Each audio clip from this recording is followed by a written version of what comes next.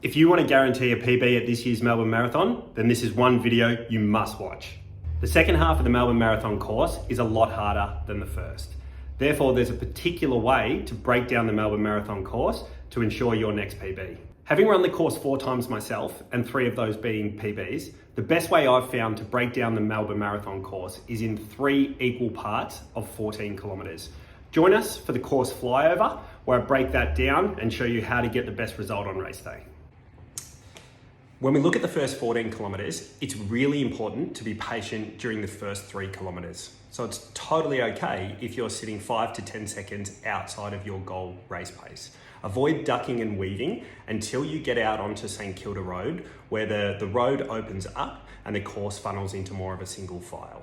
Running down St Kilda Road is all about finding rhythm. Let your body relax, stay efficient in your technique before turning right into Fitzroy Street and then into Albert Park.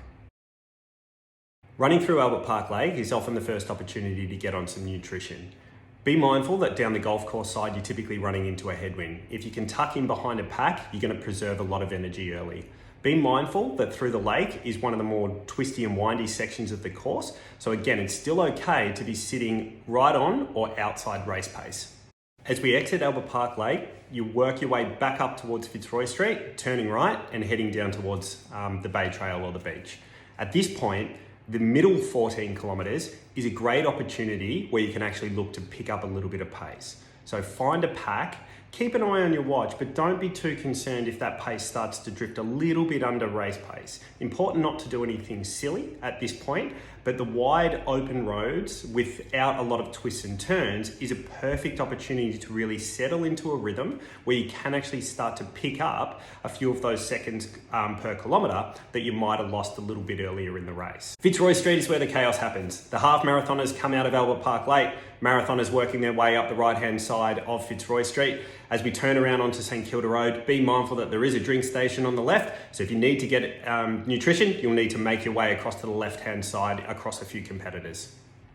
When you get to the top of St Kilda Road, you're going to turn left at the Art Centre and you're going to swing around under the Swanston Street Bridge. That's going to bring you up alongside the Tan.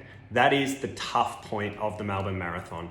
As you're working your way up towards the Shrine of Remembrance, it's the greatest level of elevation on the course. Stay calm, stay composed, keep an upright posture, really focus on your cadence. So you get to the top of the hill, you're going to work your way back down Domain Road. Once we get to Domain Road, you swing back in to come alongside the Tan, and there is one more little punchy climb before largely the rest of the course is downhill. Way back down onto St Kilda Road, turning around Federation Square, this is the time to grin from ear to ear. You're 1,500 metres away from being a Melbourne Marathon finisher. Work your way up over the small rise, and then it's all downhill towards the MCG.